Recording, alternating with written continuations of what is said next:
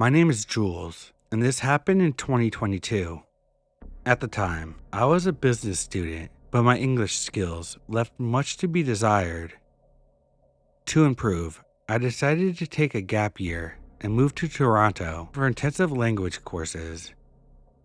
Since the costs were high, I found a shared apartment with other students. It had 3 bedrooms. One was still empty, waiting for another student to move in. My roommate, Sandro, was a Swiss German, tall, almost 2 meters and 120 kilos, but also very friendly. We quickly became friends. A few weeks later, Sandro told me that he was going to take a week-long trip through Canada's national parks. He was set to leave on Saturday morning, while I'd been informed that a new student would arrive the same day around 3 p.m. Sandro left the apartment at 10 a.m., leaving me alone to wait for the new arrival.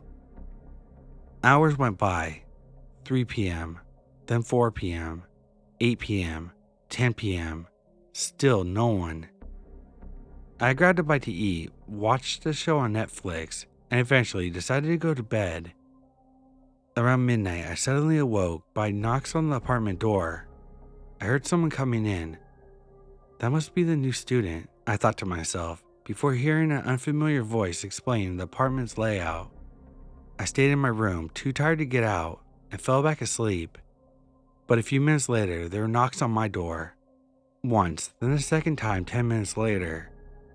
Thinking there might be a problem, I eventually got up. I found myself face to face with this young Japanese woman, around 25 years old. I quickly explained a few details about the apartment. We exchanged Instagram handles, and then each of us went back to our rooms for the night. In the following days, she often asked me to accompany her when taking the bus or subway. I gladly helped, showing her the stops and good spots for getting around, and then eventually returned to my routine between classes and gym sessions. But gradually, something strange started to happen. Every evening when I came back, she would always be talking to me, either by message or when we bumped into each other in the apartment. The situation became increasingly heavy. Then, one evening, while laying in bed, I noticed a figure on the shared balcony right in front of my bedroom window. She was leaning against the railing, staring at me. Her gaze was piercing, unsettling. When she realized I had seen her, she quickly turned away and went back into her room. I shivered, but tried to convince myself that it was just a coincidence. Later, around midnight, I turned off all the lights to fall asleep. I glanced out the window. She was there, standing, watching me. Our eyes met again, and she vanished instantly. The scene repeated itself for the following nights. Every evening, I would catch her watching me from the balcony, always at the same time, always with that fixed gaze. Every time she would disappear as soon as I noticed her. But the night before my departure, the situation took an even more disturbing turn. One morning, I had gotten up particularly early for an appointment. It was 5 a.m. when I left my room. The entire apartment was shrouded in darkness, except for a faint light filtering under the bathroom door where I was brushing my teeth. Suddenly, I heard a noise behind me. The young woman emerged from her room, silent, her footsteps softly echoing on the wooden floor. She knew I was there. She saw the light coming from under the door. I froze, a chill running down my spine. There I was, in my underwear, toothbrush in hand, wondering what she wanted. But instead of turning back, she opened the door and came in, sitting on the closed toilet, facing me. She didn't say a word. She just sat there, motionless, her gaze locked onto mine, with a blank, almost empty expression. The scene dragged on for long, icy seconds, where the silence grew oppressive. Then slowly I gathered my stuff and left the room, closing the door behind me. I returned to my room very slowly, trying to show that I didn't understand what was going on, but her English was too poor for us to have a proper conversation. In the days that followed, I became increasingly cautious, watching every move, but she continued to observe me every evening from the balcony, like a disturbing shadow in the night. On the night before my departure, things took an even more terrifying turn. I was having dinner in my room when I saw her again through the window, staring intensely inside. I looked away, hoping that she would leave. Then, later that night, around 3 a.m., I woke up suddenly from a nightmare. I turned my head, and there she was, still on the balcony, her eyes wide open, fixed on me. My blood ran cold. This time, she didn't look away. She remained motionless like a statue. Then, abruptly, she turned and started walking inside the apartment. My heart pounded. I rushed to lock my door, and I buried myself under the covers, hoping that it was all a bad dream. A few seconds later, I heard footsteps behind my door, then an attempt to open it. Gently at first, then more forceful. She was pressing on the handle, trying to get into my room. Panicked, I remained still, holding my breath, and then everything went silent again. I didn't hear anything anymore. She must have gone back to her room, but the rest of the night felt endless. I returned to France the next day.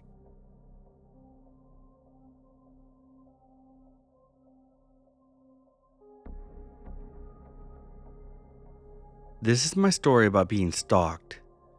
Dealing with this has been difficult, and throughout the ordeal, I felt out of control.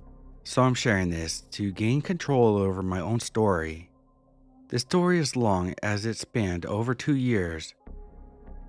Several years ago, I moved abroad to begin a 2-year study course.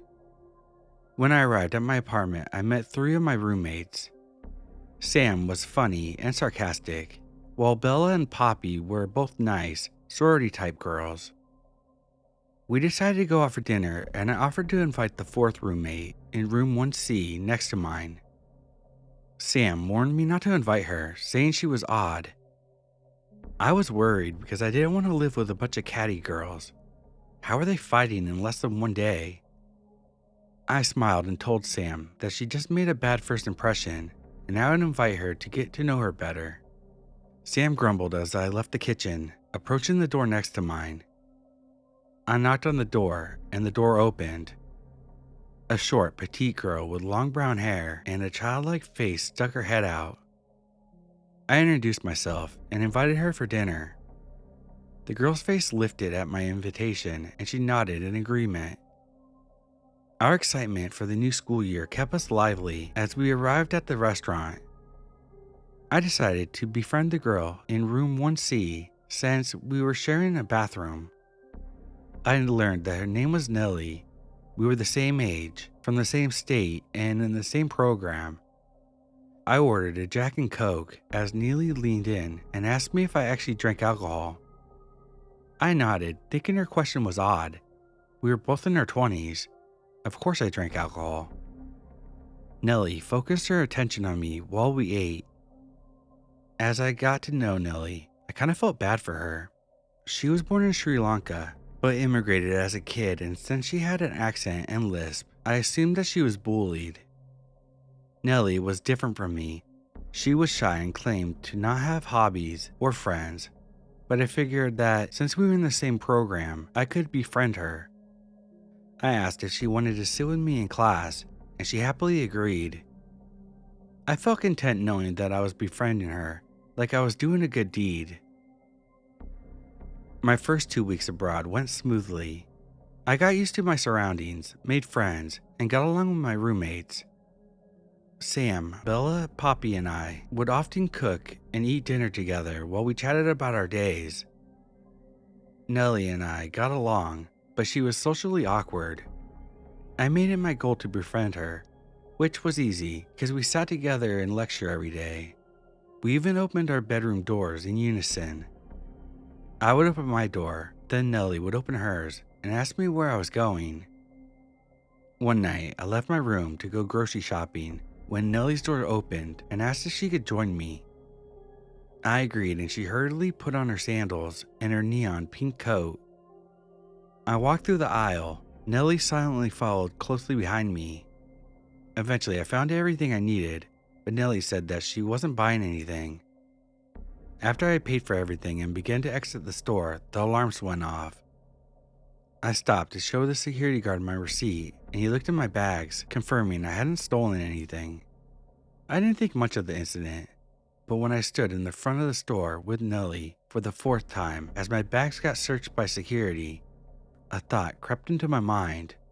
The alarms never rang when I was alone or with friends. They only rang when I was with Nellie. I shook my head. Nellie couldn't be stealing. I was with her the whole time. She was a perfectly nice, normal girl, and I was rude to think the contrary. The harmony in the apartments only lasted 2 weeks.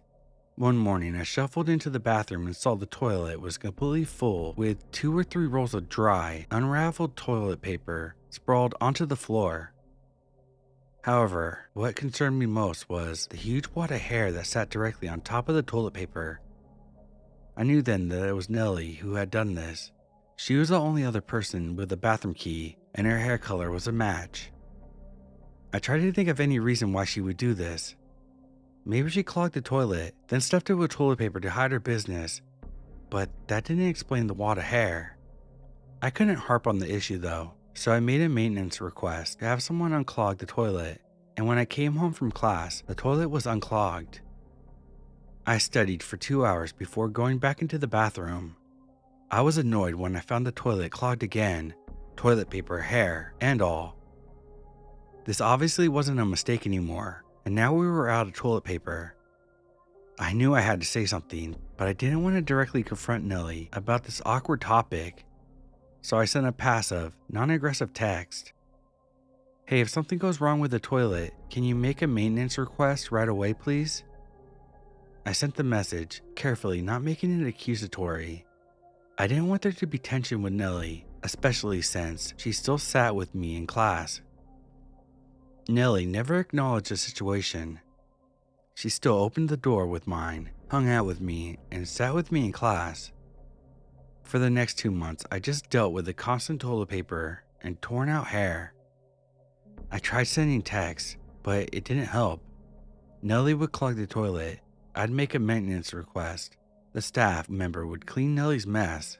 Then she would do it again. Eventually, after 12 clogged toilets, I was so annoyed that I decided to confront Nellie. Nellie, I know that you're clogging the toilet, and you need to stop.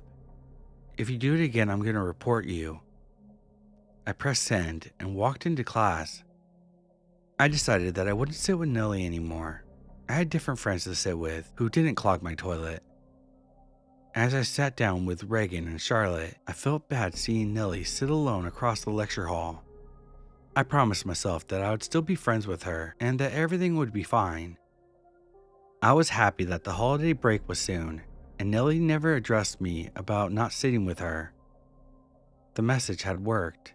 Nellie stopped clogging the toilet, and we were still friends. But I come home one day in early December and my nose scrunched in disgust. There was a sticky, sweet, rotten yogurt-like smell coming from Nellie's room.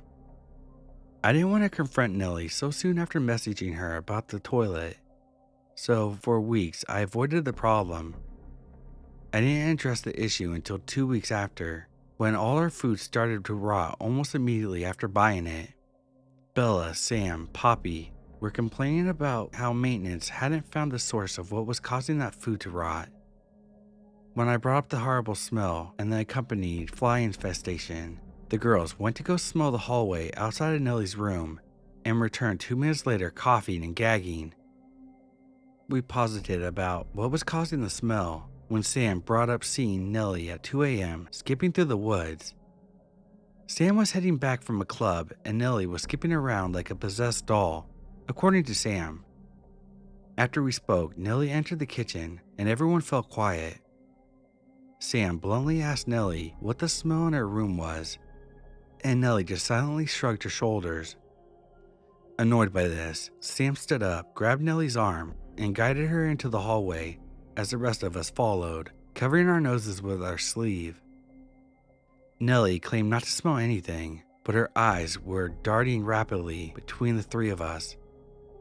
Sam made a sarcastic comment towards Nellie as we returned to the kitchen without Nellie. Sam was a bit harsh, and a part of me felt bad for Nellie. At least Christmas would be relaxing. I spent 2 weeks at a friend's house with her family for Christmas. They were all welcoming, so I didn't miss home too much. My friend knew about Nellie, so she bought me some scented candles for Christmas. When I returned to the apartment, I felt rested and equipped to face the new year. My January exams were online and pretty easy, so I was surprised when Nellie texted me asking if I would cheat with her on the final exam. I politely declined, and she asked if I would go to lunch with her the next day. I had no plans, so I accepted her invitation.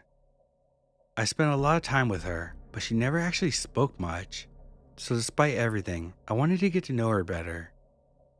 Once we were at the restaurant, I racked my brain for things I could talk to Nellie about. Attempting to break the awkward silence, I asked her what her favorite show was. She told me that she loves to watch Sophia the First. I was confused. Sophia the First is a Disney toddler show that came out when we were teens. Why would she be watching a show for toddlers in her 20s? I didn't know how to expand on what she said, so I changed the subject and asked her what her favorite hobby was. Nellie giggled and said, "I do this a lot actually. I listen to you through the walls. They're so thin, I barely put my ear against it. I hear you talk to your parents every day." I tried not to look horrified as I sat there confused and a little scared. Nellie then started laughing. "You're like a mother, but I'm an aunt and we're sisters together." I smiled awkwardly and nodded. I had no clue how to respond. In a desperate attempt to change topics, I asked her about her childhood in Sri Lanka. Nellie slammed her fist on the table, sending my rice flying off my plate. Nellie yelled that she was not from Sri Lanka, and I apologized, even though she definitely had told me that she was from there. Nellie began to laugh again. "I have plans for us tonight. We'll go to a graveyard and walk around. You'll be scared, but I'll have fun with you." Nellie's eyes were opened incredibly wide, and her mouth seemed to open more than usual. She was scaring me, and I didn't want to be rude, so I said I'll invite our other roommates too. At that, Nellie let go of her fork and quickly moved her hand onto mine. She insisted that we go alone. I pulled my hand back, attempting to hide the grimace, and stuttered out a disingenuous, "Maybe." Nellie leaned back slowly, rolling her head from one side to the other, and mumbled about how fun it will be. The rest of her lunch was silent. When we got back to the apartment, I said goodbye to her and went into my room. I didn't call my parents that night. I went to bed early, hoping to quell my anxiety and get some much needed rest. The next day I did laundry, went shopping, and by 2, I was meal prepping for the week. I jumped when I heard Nellie ask me if I wanted to go to the movies with her. I hadn't heard her come into the kitchen, but there she stood, her head down and her eyes turned up staring at me. I declined her request, but she repeated her question. I politely declined once again, trying to offset the bizarre vibe. Nellie didn't respond and retreated back to her room, then left for the movies. An hour later, I went to the bathroom, and when I opened the door, I gagged immediately. The smell was bad, but the sight was worse. The walls, floor, door, sink, and toilet were covered with smeared poop and blood.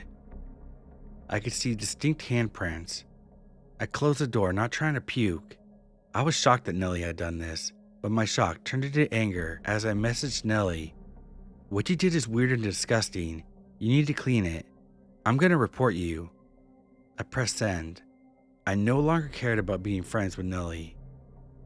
I felt gross, so I went to our shower room next to the bathroom, but Nellie ruined that too. There was toilet paper shoved into the shower drain, and wads of toilet paper crusted onto the walls. I was livid at this point, but I had to wait until Monday to report her. So I laid down to take a nap. 2 hours later, I was awoken with Nellie slamming the front door. I heard footsteps until her feet were visibly on the crack under my door. I expected a knock, but she didn't. Instead, Nellie began to continuously chirp like a bird. She briefly paused, then began twisting my doorknob in unison with her chirps. I stood there unnerved, as Nellie did this for 5 minutes. Then Nellie began to rapidly knock on the door and call my cell phone. 7 times she called, hung up, then called again while still rapidly knocking. Nellie then began to ram her body against my door over and over again. The shock of it all made me stumble back onto my bed. Then, as suddenly as it started, Nellie stopped. Her feet still visible under my door. My phone buzzed and I slowly unlocked it, staring down in horror at Nellie's text. The cockroach screamed, "Why do this to me? Because you couldn't be positive in a negative situation?" the doctor said. The doctor pulls off the cockroach's legs and it cries. The doctor has no choice. The cockroach must be killed and its family taken away. You are the funny cockroach. I was terrified as Nellie began to knock and chirp. I was scared to call the cops because I was on a visa, and if they didn't believe me, I could be deported for making false reports. I texted Poppy and Bella, who had heard everything. Nellie stood there for an hour straight, occasionally pushing her fingers through the crack under my door. When Bella's boyfriend arrived, his presence scared Nellie away. We met up and talked about what happened before going to bed. That night, I barely slept. I was too scared. I woke up the next day anxious from the previous night's events. I tried to convince myself that it wasn't that bad. However, as I peeked into the bathroom, its condition suggested otherwise. Charlotte and Reagan were skipping class, so I sat alone. I saw Nellie enter the room, bypass her regular seat, move through the aisles, and inspect each row as she passed. I sank in my chair as she got closer, horrified by the realization that she was searching for me. With last night's memories fresh in my mind, I froze in fear when Nellie found me and robotically bent down to meet my eye line as she sat next to me with her mouth twisted in a sinister smile. I did nothing as she sat next to me, too scared to move and worried about any teeny shift may cause her to attack. When the professor dismissed us, I shot up, frantically packing my things up. Nellie asked where I was going, and I lied to her, saying I was going to a cafe. I didn't want her to know where I was. So I went home for lunch, and as I stood in the kitchen, the door opened. You weren't at the cafe. Nellie's eyes darted up at me. She was looking at the knife on the table. I apologized and told Nellie that my plans had changed. My heart raced as I asked her if she liked the lecture. She didn't respond. She just stared with her head tilted and mouth agape. I asked her again, but she still didn't answer. I faced her, afraid that she would use the knife on me. She glared so intently that her veins were protruding. She stood there for 10 minutes before leaving. Later on, I walked to the library and froze when I saw Nellie's pink jacket behind me. I turned to see Nellie staring at me with vacant eyes. She followed me into the library, up to the 3rd floor, and sat directly behind me. With her threat still fresh in my mind, I moved to a different spot, but she followed me. I tried again, but she still followed. I was scared to be isolated in the library with her, so I decided to leave. I quickly weaved through the bookshelves, desperately trying to reach the lobby, but Nellie matched my pace. I was nearing a heart attack when I ran into my guardian angel, Sam. Nellie's following me, I blurted out. Sam looked at Nellie, who had stopped 5 feet behind me. She nonchalantly told Nellie to fuck off. I was surprised when Nellie did just that. After Sam and I spoke for a bit, my phone buzzed. It was Nellie, inviting me to the graveyard that night. Sam told me that I'd be smart to move out, and she was right. I needed to report Nellie and move out. It wasn't safe for me to live in that apartment anymore. I needed to get away. I went to Reagan's apartment, as she was the closest person I had to family while I was abroad. She gave me refuge while listening to me retell the last 48 miserable hours of my life. She reassured me that I could stay with her, and as I held back tears, my phone buzzed. Sam texted me that she needed help and to go to the apartment ASAP. I was hesitant to go back there, but I just couldn't abandon Sam, so I grabbed my stuff, and told Reagan I would be back soon. I walked to my apartment and stared up at it, feeling a lot like a priest in the Exorcist movie. When I got to my door, I was immediately greeted by my 3 roommates' distraught faces. I followed them into the apartment and my eyes were wide as Sam opened the kitchen door to reveal a truly demonic sight. Huge amounts of congealed red and orange liquid pooled across the floor, leading beneath a table where a small bird lay dead, with its wings outstretched and its head missing. I felt sick. The windows don't open, so it didn't get here by itself. Nellie either found the bird and brought it into the kitchen, or she killed it and decapitated a living bird and then put it in the kitchen. I don't like either of those 2 options. I assured my roommates that I would report Nellie that night, and that's exactly what I did. I spoke to the school safety board, and things moved fast. I discovered that Nellie had lied about her name and age. Officials in hazmat suits came to clean the kitchen and Nellie's room. The board had me send them photos of myself daily in case Nellie killed me and they had to identify me. I quickly moved out, and since Nellie avoided the other girls, they decided to stay. I declined to submit Nellie for expulsion because I felt bad for her and thought that moving away would stop her obsession with me. I was completely misguided. I was happy that my new roommates were normal and no Nellie incidents happened for 2 weeks. I did have a large uptick in random daily Facebook and Instagram followers from blank profile users. I knew who was behind this, but I was avoiding any Nellie related thoughts. I was having night terrors, and the more I thought about her, the worse they got. I blocked another user as I sat down with Reagan and Charlotte in an almost empty lecture hall. Charlotte nudged me as Nellie entered the room, bypassing her usual seat. I felt myself freeze up as she entered in her row and began walking towards me, staring at me with her dead eyes. "Don't fucking sit next to me," I said, shocked by my bravery. Nellie responded by sitting 10 seats down from me, not breaking eye contact, and I considered that a win. After class, I went home and then walked to the store. I forgot to grab a cart, so I quickly turned around to fetch one and ran into someone standing directly behind me. It was Nellie. Did she follow me from my apartment? Does she know where I live? My heart stopped as I backed into another aisle, and Nellie followed. I walked to another aisle, but Nellie followed me, matching my pace until I went into another aisle, and she began to run. I ran away terrified, and Nellie only stopped when I got to the security desk. Security offered to call the police, but I declined and gave them my email to send me the footage of Nellie chasing me. I had to report Nellie, but since I still had class that day, I decided to report her the next day. 2 hours later, as I waited for Reagan to walk me to my class, I caught Nellie staring at me from across the street, but she didn't approach me and walked with the crowd towards campus.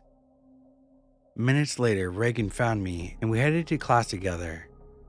I walked beside Reagan, passing the building and alleyways until a rock caught in my shoe and I bent over to fix it.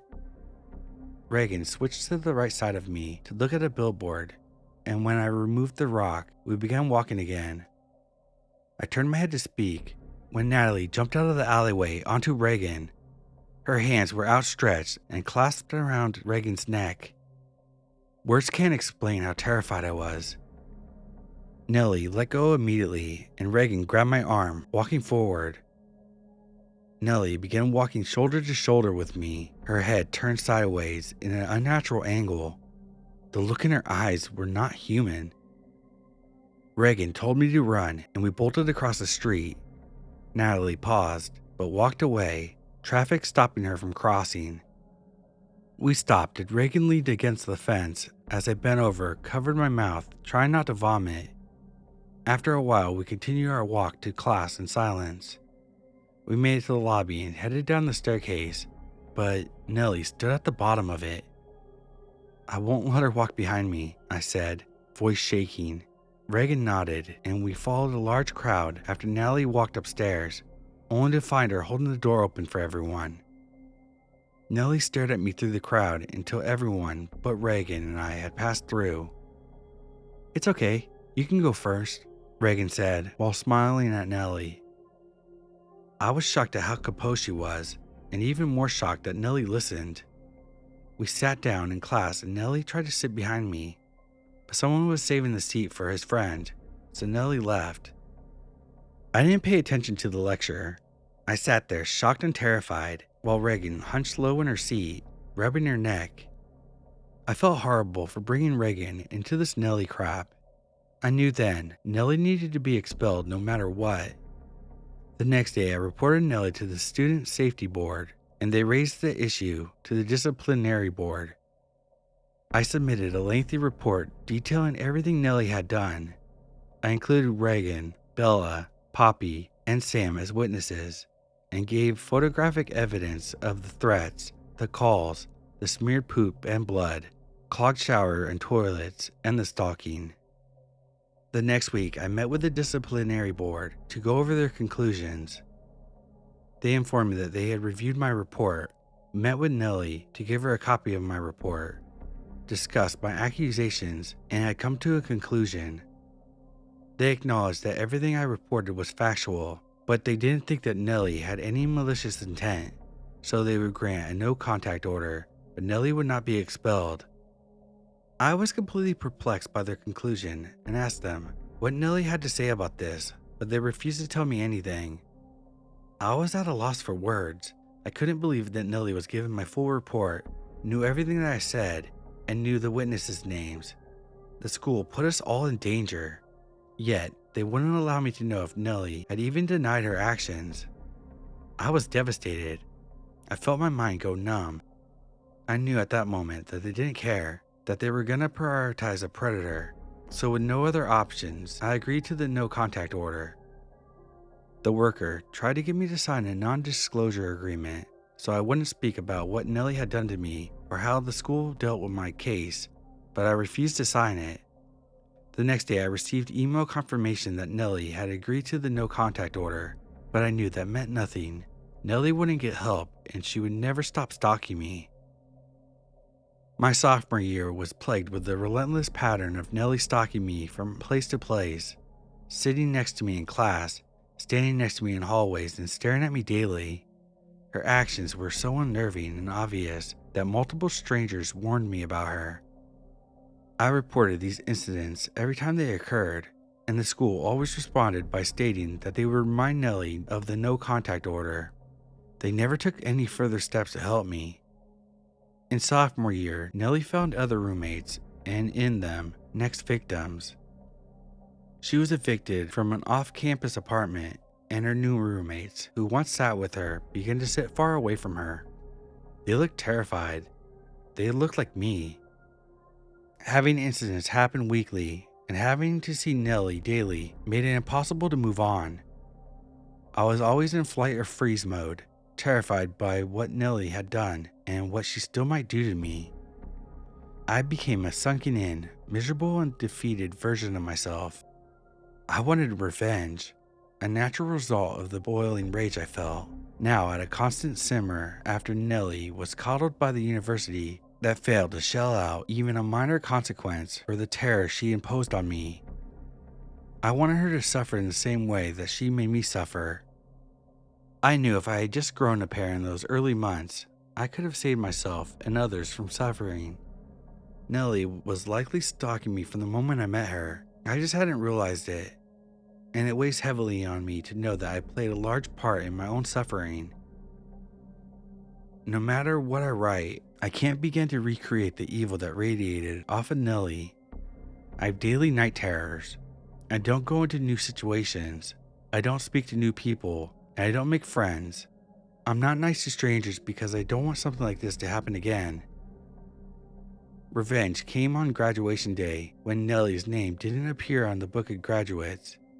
She had failed second year, but despite everything, I couldn't help but think that I was a bad person for being content with her failing. Maybe I was just happy that I could finally move on.